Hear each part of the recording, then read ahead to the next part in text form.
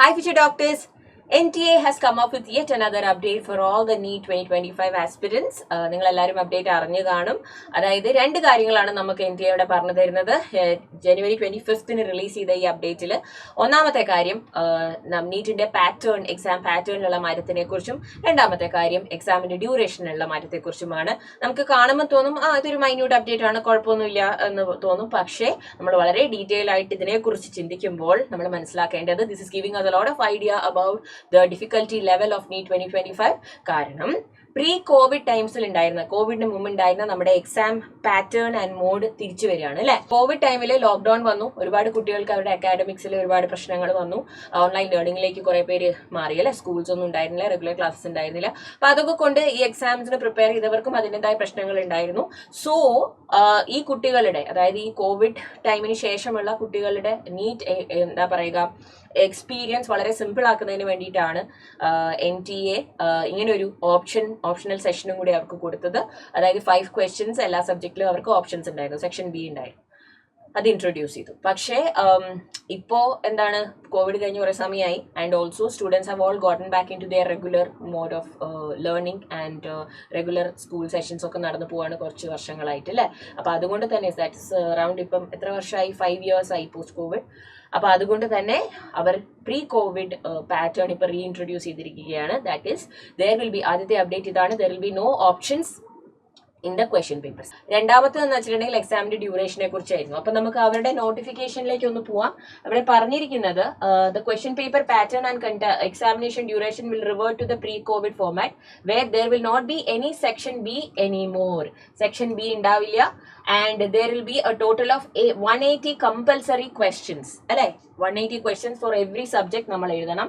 And which will be attempted by the candidates in 180 minutes അല്ലെ. അതിനുശേഷം നമുക്ക് ടൈമിങ്ങിലും വ്യത്യാസം ഉണ്ടായിരുന്നു. അതായത് 200 minutes ആയിരുന്നു ഇതുവരെ ഉണ്ടായിരുന്ന ഒരു pattern, that is 3 hours 20 minutes. പക്ഷെ ഇപ്പൊ അത് 2 to 5 PM അതായത് വെറും 3 hours മാറിയിട്ടുണ്ട്.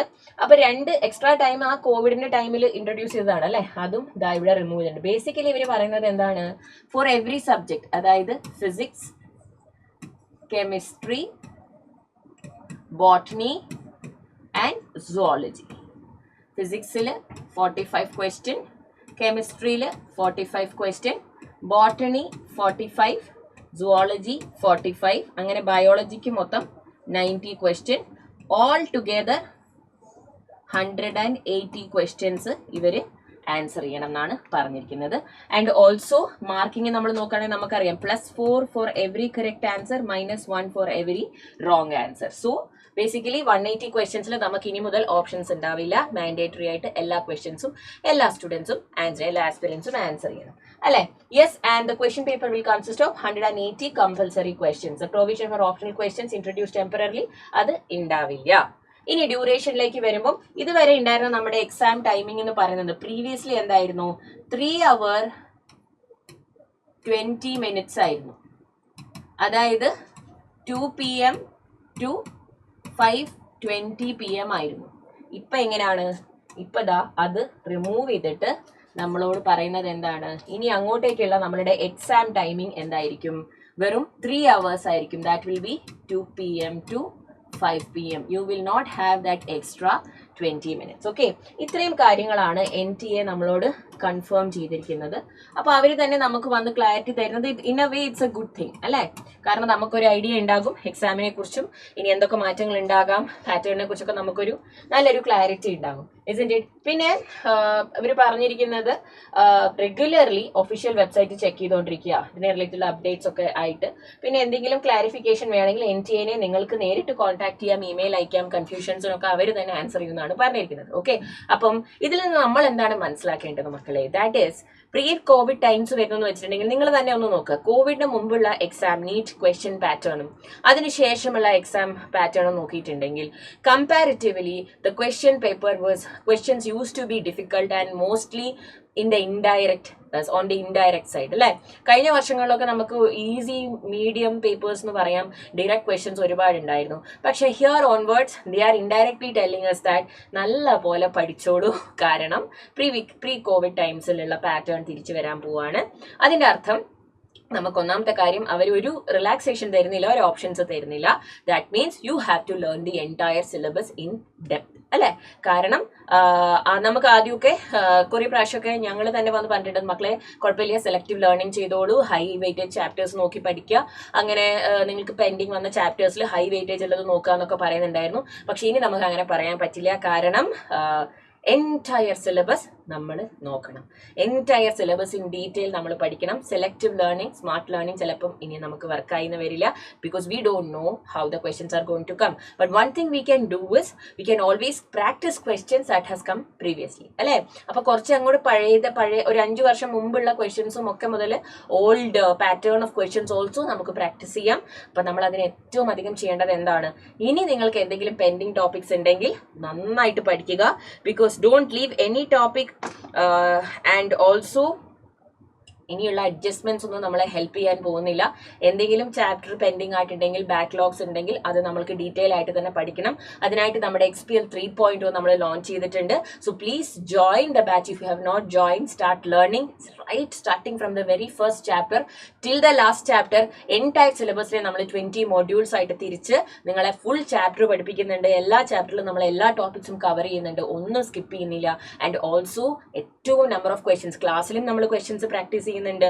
And you have recorded videos available, അതിലും ക്വസ്റ്റ്യൻസ് ചെയ്യുന്നുണ്ട്. അത് കൂടാതെ you have your module exams അല്ലെ, and you have your grand test and you have test series. തന്നെ സൈലത്തിന്റെ ടെസ്റ്റ് സീരീസ് ലോഞ്ച് ചെയ്തിട്ടുണ്ട്, ഓഫ്ലൈൻ എക്സാംസ് ഓൾസോ.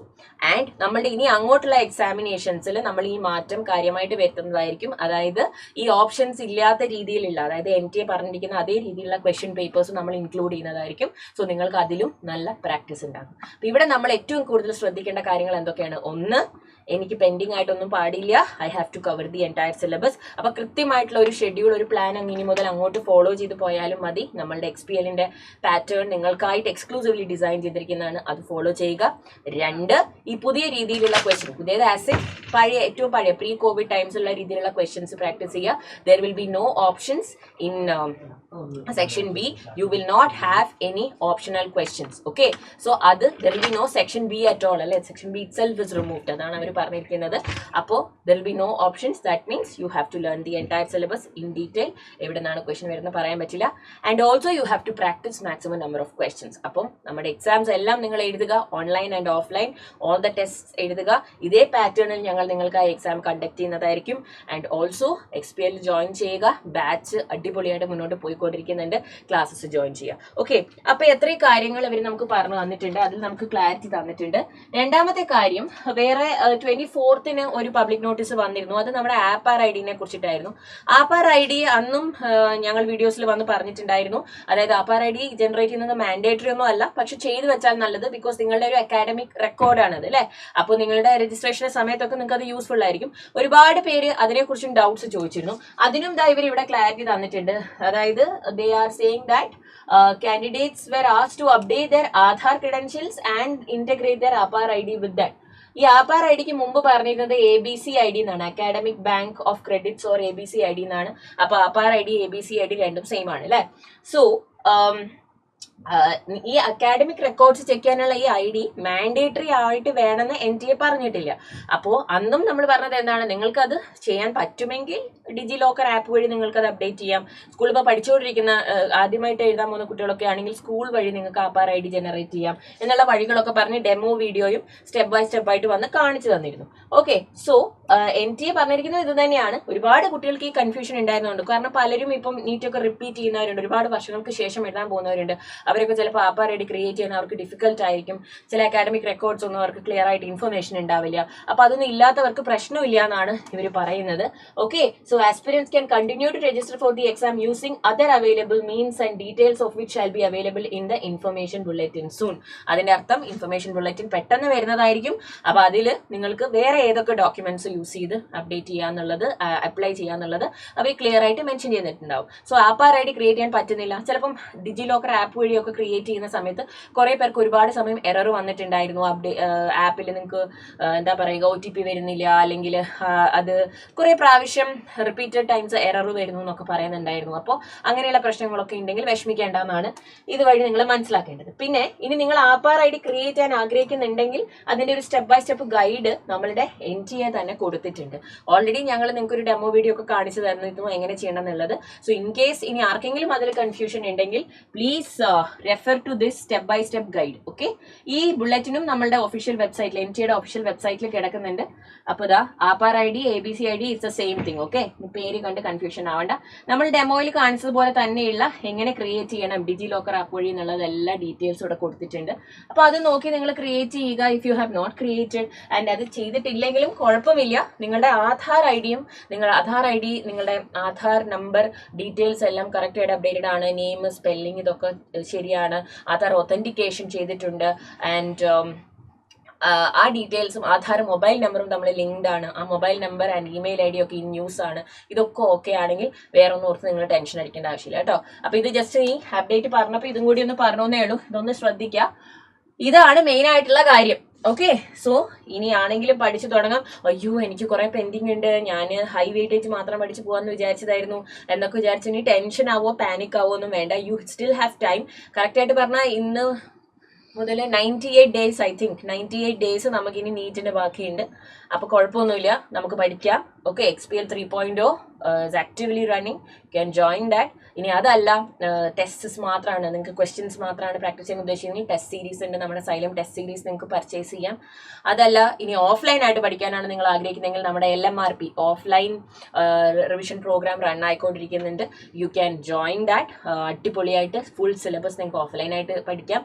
ഇനി അതും അല്ലെങ്കിൽ if you are waiting for a crash program, Kerala's one of the biggest NEET crash program ആയിട്ടുള്ള സൈലത്തിന്റെ crash programme ഉടനെ തന്നെ ആരംഭിക്കുന്നതായിരിക്കും. അതിന്റെ അഡ്മിഷൻസും നമ്മൾ സ്റ്റാർട്ട് ചെയ്തിട്ടുണ്ട്. ഡീറ്റെയിൽസ് നിങ്ങൾക്ക് വീഡിയോസിലൂടെ ലഭിക്കുന്നതാണ്. So please don't wait any more. Please start your preparation. And I hope ഇതിൽ എല്ലാവർക്കും ക്ലാരിറ്റി കിട്ടിയില്ലേ? സിമ്പിൾ ആയിട്ടുള്ളതാണെങ്കിൽ സെക്ഷൻ B ഉണ്ടാവില്ല, റിമൂവ് ആയിരിക്കുന്നു. You will have no options. And one thing you should not is NEET എക്സാമിന് negative marking ഉണ്ട്. അപ്പോൾ negative marking avoid ചെയ്യണമെങ്കിൽ നമ്മൾ മാക്സിമം കറക്റ്റ് ആയിട്ട് തന്നെ ആൻസർ ചെയ്യണം. Time management in the exam whole ഭയങ്കര ഇമ്പോർട്ടൻ്റ് ആണ്. ടൈം മാനേജ്മെന്റിന് നമ്മളെ ഏറ്റവും കൂടുതൽ ഹെൽപ്പ് ചെയ്യുക, നമ്മൾ എത്ര അധികം മോക്ക് ടെസ്റ്റുകൾ എഴുതുന്നു അത്രയും അധികം നമുക്ക് ടൈം എഫക്റ്റീവായിട്ട് മാനേജ് ചെയ്യാനും പാറ്റേൺ ഓഫ് എക്സാമിനെ മനസ്സിലാക്കാനും പറ്റും. അപ്പോൾ എത്ര അധികം എക്സാം എഴുതാൻ പറ്റുന്നു അത്രയും എക്സാമുകൾ എഴുതുക. I hope this was helpful. നിങ്ങൾക്കുള്ള എല്ലാ സപ്പോർട്ടുമായിട്ട് ഞങ്ങൾ എപ്പോഴും കൂടെ തന്നെയുണ്ട്. അപ്പോൾ ഈ ഇൻഫർമേഷൻ എല്ലാവർക്കും യൂസ്ഫുൾ ആയെന്ന് വിചാരിക്കുന്നു. Wishing you all the very best. By.